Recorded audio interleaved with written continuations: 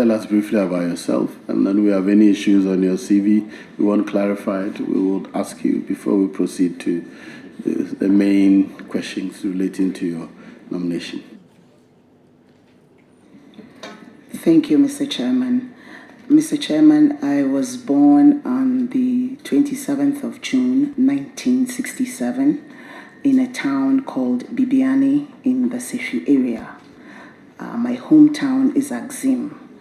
I attended Axim Methodist Primary School, moved to Kwekuma Primary School for class 2 and 3, moved again to Agri Memorial Primary School at Baka Echu in Sekendi.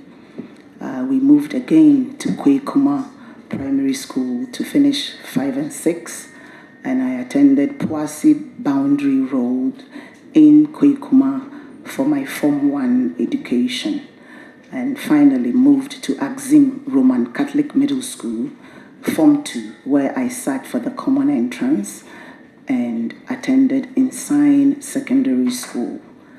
I completed my GCE O-levels in 1985. I started the lower sixth form, and 3 months into my sixth form education, I moved to Nairobi, Kenya to start the university education. I attended United States International University, which is in Kenya, completed my bachelor's degree with honors in business administration. Right after that, I did go to a hotel management school in Switzerland. It was a 3-year program, but I only did it for 6 months and left. 10 years later, after having the children and the marriage, I went back to school and I obtained a master's degree at DeVry University in Atlanta, Georgia. So I do have a master's in business administration. Mr. Chairman, that in a nutshell is my educational background. Thank you, sir. Educational. Have you not done any work since you left school? My employment history, my first job, once I finished the first degree, I had a 3 months attachment at an architectural firm in Kenya called Zavet Kenya. Also, I came home to Ghana and I was attached to Novotel Ghana for 6 months in preparation for the hotel management training school. And after that, I moved to Italy to work as a bilingual instructor. I taught at a government school, both Italian and English, and I taught at a private school called In Lingua. I also did that for about 3 years. I moved to the USA, and in the USA, I had about 5 different companies that I worked with. I started off at hotels, Ritz-Carlton Hotel in Virginia. I moved from the Ritz-Carlton and I worked at the IFC, which is a division of the World Bank, for a year as a temporary staff. I moved again to the Riggs Bank. It was a private bank. And I ended up at Honeywell. It was a security company in Atlanta. And finally settled at Active Group, a video streaming IT company. It was after Active Group that I relocated back to Ghana in 2004. That is my working background, sir. Thank you, Mr. Chairman. Chairman, thank you. Can the nominee share with this committee your public life, roles in public office? Yes, in 2006, I was privileged to be appointed by President J.A. Kufuor as the spokesperson on infrastructure. I entered the political life through that appointment. I was a spokesperson attached to the Ministry of Information and National Orientation for 2 years. And after that, I entered the political fray of contesting for a parliamentary seat in 2008. I won and I became a member of parliament representing the good people of Evalue Ajomoro Jura. I lost the election in 2012 and I have staged a comeback, and I'm currently the member of parliament for Evalue Ajomoro Jura. That is the public life that I have lived. Thank you, sir. You probably played some role in some committees of parliament. Which committees did you serve on and in what capacity? Thank you, Mr. Chairman. As a matter of fact, I was the deputy ranking of Honorable Haruna in my first term in communications. I was a deputy ranking member of the communications committee. I was a member of the business committee, and I was also a member of the ECOWAS parliament. I served on the road transport committee as well in my first term. Currently, I serve on the business committee, and I've been put back on the communications committee as a member. Thank you, sir. Was there a committee called Honorable Haruna, which you were deputy ranking? No, Mr. Chairman, he was my boss back then. He was the Minister of Communications. I was a deputy ranking member of his committee. Thank you, sir. I don't know about that. I know of Speakers Committee and maybe a Speaker Committee on Communication. Is that what you're referring to? Yes, Mr. Chairman. You have not indicated under your work experience if you have carried out your national service. Are you able to tell this committee if you have done your national service? Thank you, Mr. Chairman. I was living in Kenya, Nairobi at that time, and because my parents were there, I was not given the opportunity to be in Ghana to undertake the national service. So, no, I did not take national service. I actually worked in Kenya for the 3 months that I came out of university. That was in that culture seen as serving the nation when I worked at Zavet, Kenya, but I was not in Ghana at that time, Mr. Chairman. But when you returned to Ghana, did you take steps? Because the National Service Act 1980, allows you to apply to the board to defer your national service or to be granted an exemption. Did you carry out those steps? Thank you, Mr. Chairman. No, I did not. And if there is an opportunity to do that, I will quickly avert my attention to it and solve it. Thank you, sir. How are we going to rebrand Ghana for our tourist sites to be attractive to the international community? Thank you, Mr. Chairman. And I thank you for the question. I think during the transitional team, one of the pivotal challenges that we realized is the lack of signages to tourist sites in Ghana. And as once given the nod, as part of our strategic planning and efforts to boost domestic and international tourism, we have plans to engage the private sector in getting signages, especially in different color codes as done in other jurisdictions, to show that this is a tourist site, these are the kilometers left to get there, and also to encourage the signage visibility. So it is part and parcel of the strategic planning. Once given the nod and I assume office, it is on the list of things to do. Thank you. Thank you, Mr. Chairman. Madam, how are you going to enhance the efficient running of our hotels and guest house in the villages, at least? Because they form the basic requirements of tourism. Thank you, Mr. Chairman. The entire service culture requires re-engineering, and as part of our manifesto pledge, once given the nod, we intend to collaborate with the private sector to establish a state-of-the-art hotel management training school where Ghana will be noticed for service training, kitchen, and the management of hotels. I'm sure one of us has had a bad experience of service in the establishments. So we do hope to deepen the collaboration with private sector and encourage investments in a hotel management training institute, but a properly constituted hotel management school, so people will have the opportunity to be trained and see hotel management as a career, and also those already in the system to have the opportunity to be given refresher courses, capacity building, and to position Ghana as a preferred tourism destination. Once we work out the kinks in service delivery, we are in a good state to be considered as one of the pillars of tourism in the West African hub. Honorable Chairman, let me also congratulate my colleague for the appointment. I'm happy to learn that you were born in Bibiani. Yes. I hope you try and go back to visit Bibiani. Mr. Chairman, this is Western Alliance, yes. Mr. Chairman, if you go to most of our tourist centers, we lack infrastructure development, water problems, road problems, power problems, and so on and so forth. I know she is not going to be in charge of water and those things, but how are you going to collaborate with your colleague ministers to address this problem? Thank you, Mr. Chairman.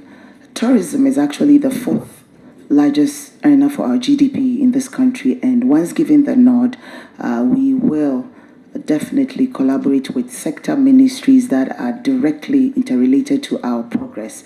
The first and foremost is sanitation and water, and we're glad to know that His Excellency the President has actually set up a dedicated ministry to deal with the sanitation menace. Roads leading to tourist destinations are quite a challenge, and it's also another opportunity to collaborate with the Ministry of Roads to ensure that tourist sites that derive revenue and employment for our nation will get some attention. The other sector that will also support us is water, especially with the open defecation challenge. If we have water flowing into certain quarters, we can have properly constructed toilet facilities to discourage the open defecation and by extension attract tourists to our beaches and our areas that will generate employment. And for rural communities, it's one sure way of improving the economies. So yes, we will deepen the collaboration with sector ministries to support our effort. Thank you, Mr. Chairman.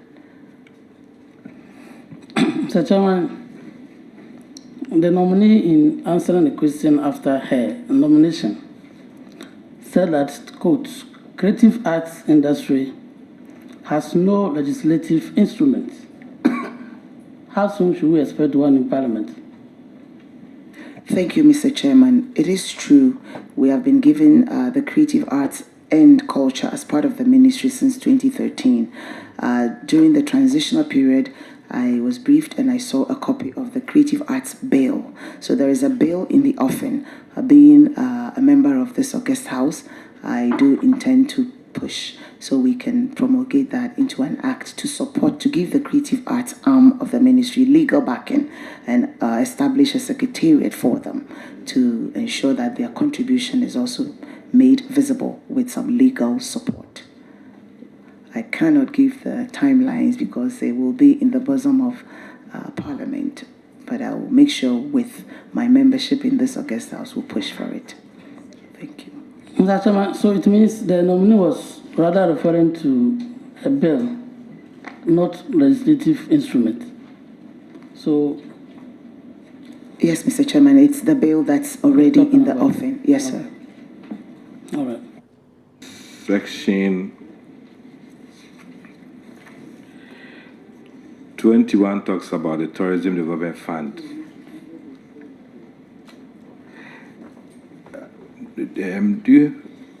During the transition period, I'm sure you came across the handing over notes. Do you have any idea how much has been raised from the Tourism Fund and what has been used for as far as this fund is concerned?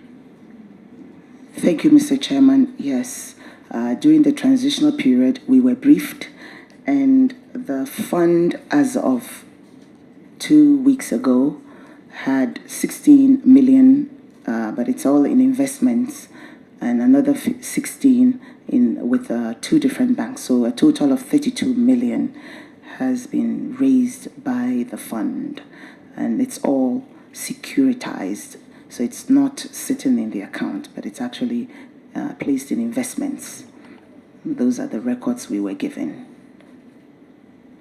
So you're saying that all the money is investments, nothing has been used for any other purpose?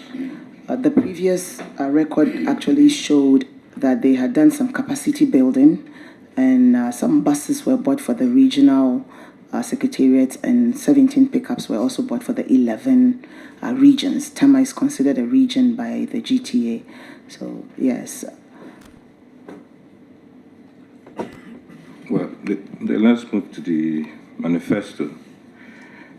I am picking some points from the highlights. We have the main one here, but the highlights, page 49, says review and actively implement the culture policy developed under the Kufuor-led MPP government to give our culture pride of place in our national development. What is this culture policy that we're talking about here? Thank you, Mr. Chairman. In 2004, His Excellency President Ajikun Kufuor did supervise and assured us with a cultural policy. And it is outdated. We have 12 years ago we did that. And looking at the modern trends and our culture and how fluid it has become, we intend, once given the nod, to reinvigorate the policy so we can incorporate social media, new cultural trends, our fashion, our textile, our foods, and to bring it to the 21st century. Thankfully for us, we have the Center for National Culture Commission with regional representation across the nation, but it needs to be reinvigorated. So when I was putting the manifesto, it was a well thought out plan that we need to reignite our cultural pride, but it has to be done with a policy that is in tandem with modern trends.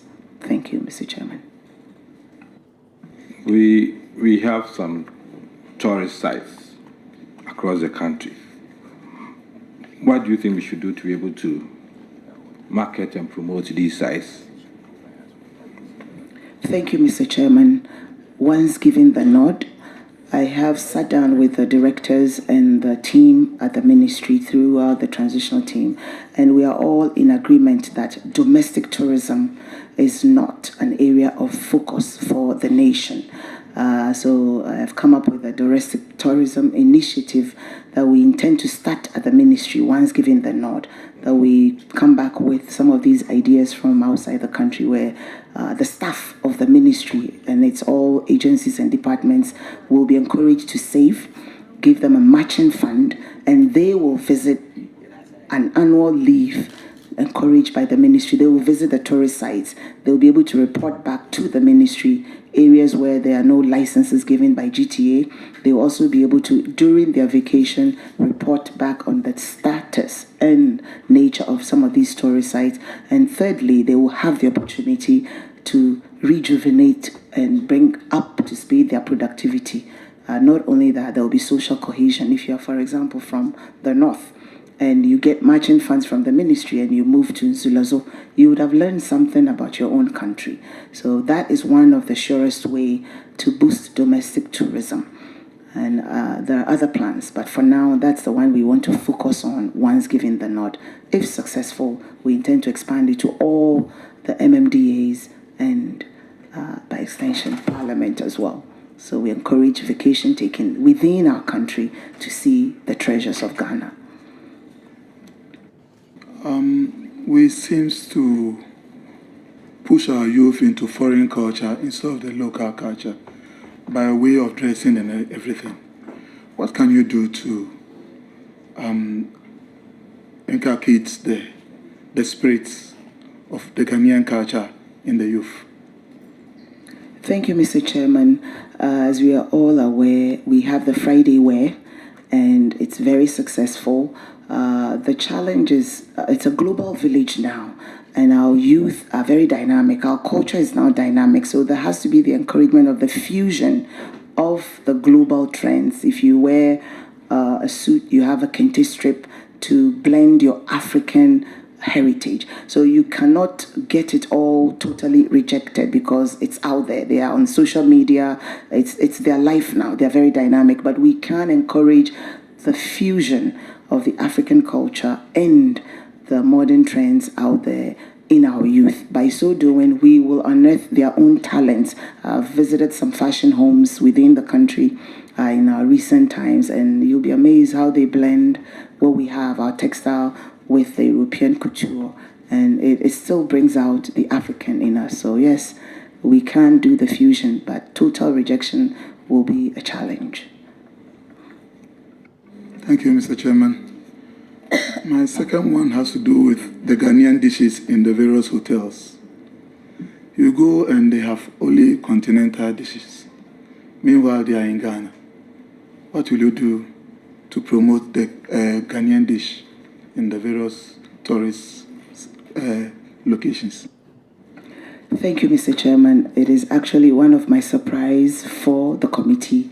I had the opportunity to visit indigenous Ghanaian restaurants, and there's always been complaints about our packaging and our presentation of the Ghanaian dishes. So, with the permission of the chairman, I brought a gentleman who I'd like for him to showcase what the potential of the Ghanaian cuisine can be. Once it's presented the way he will demonstrate, it will be easier to negotiate with the airlines to show our food. It will be easier to sell it at the hotels.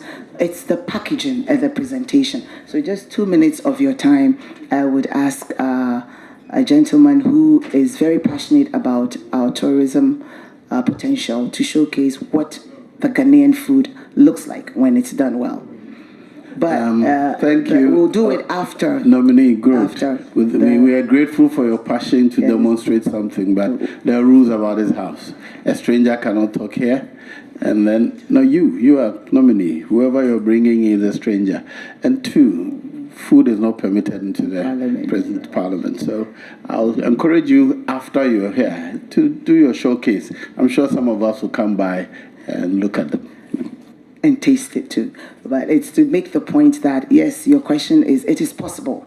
And he showcased, not just him, there are about 2 or 3 entities that I visited, and it gives us the hope that once given the nod, we can encourage.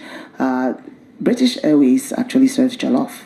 So there are 34 airlines coming into Ghana. Once they see this potential, it is possible to collaborate with them to give us the opportunity to sell our food stuff. Thank you very much, Mr. Chairman. Honorable nominee, maybe with the chairman's leave, let me make a comment and then a request before I ask my questions.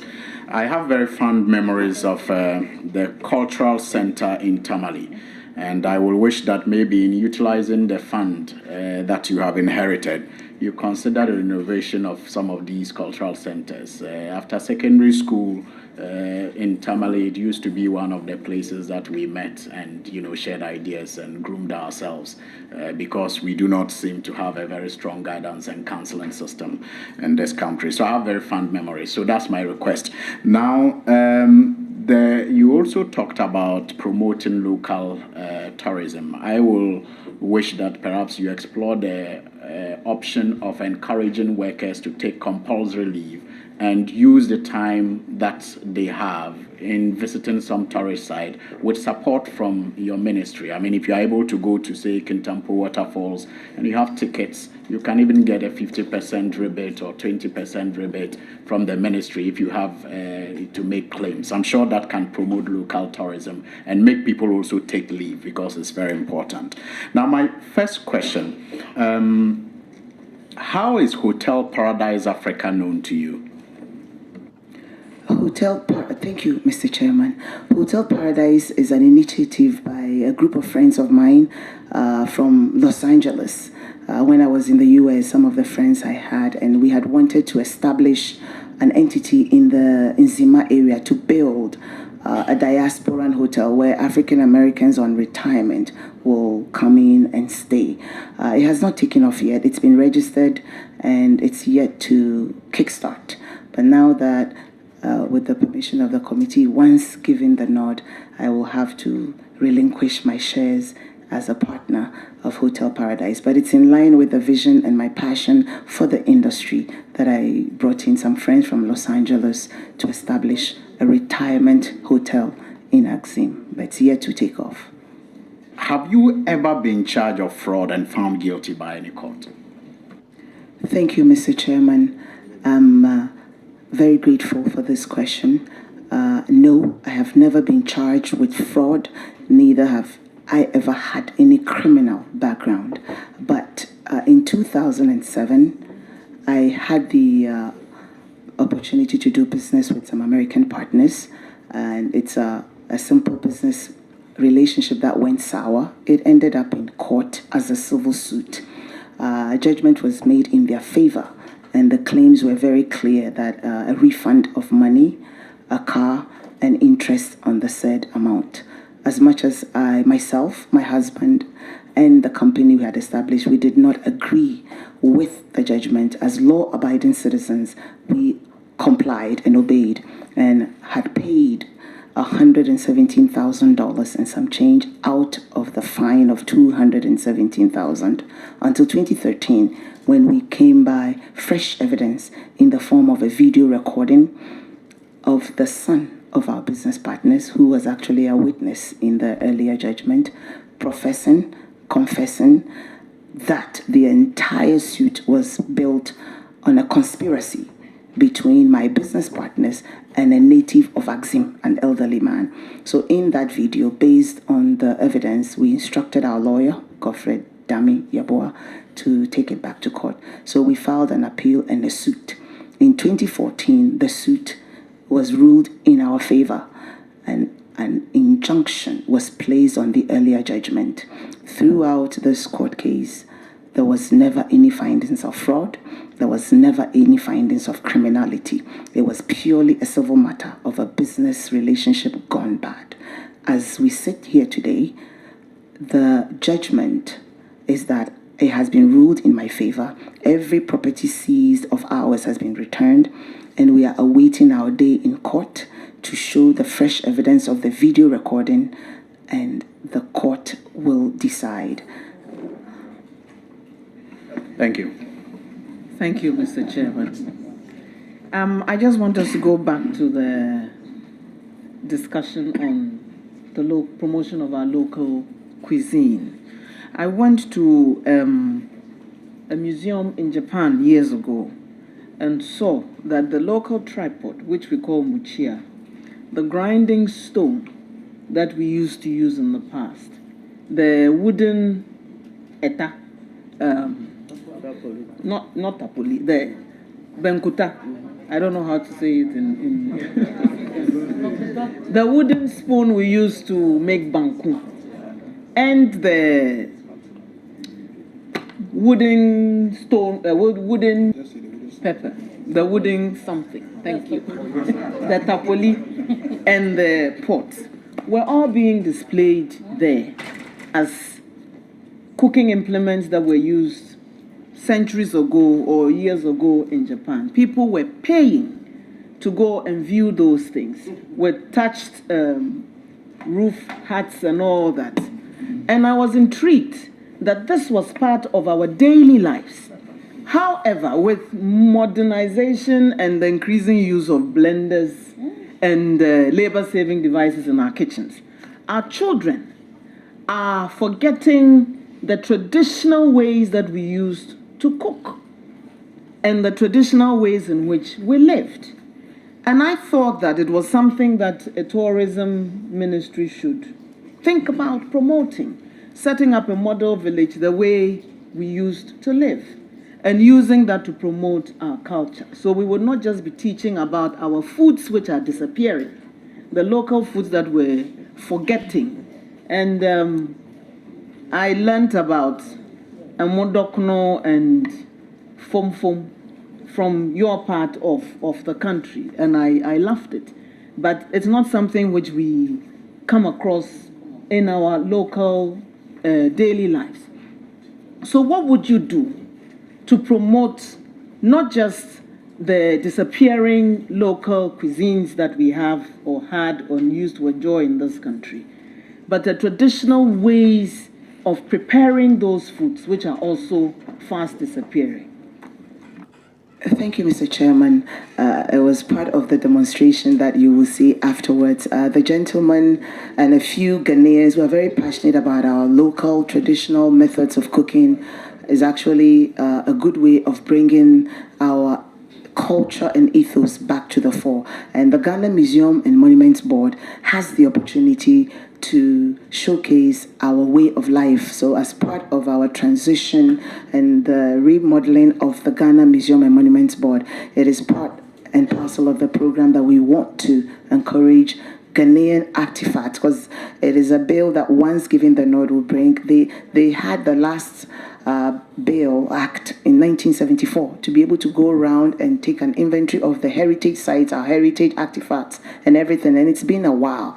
So with this opportunity, once given the nod, we would like to encourage the House to support us bringing in an amendment or an ally to get them to go across the length and breadth of the nation to document and take inventory of Apotoriwa, Buchia, and the things you're talking about. And of course, I can't help but talk about our food. The fom is only unique in the Nzima area with red corn.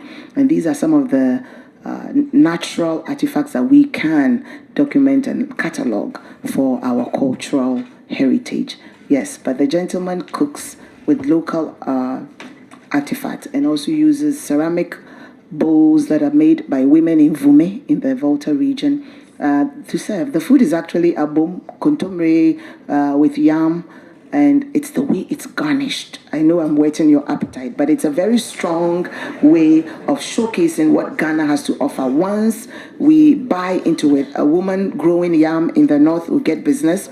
A gentleman doing tilapia in Akosombo will get business.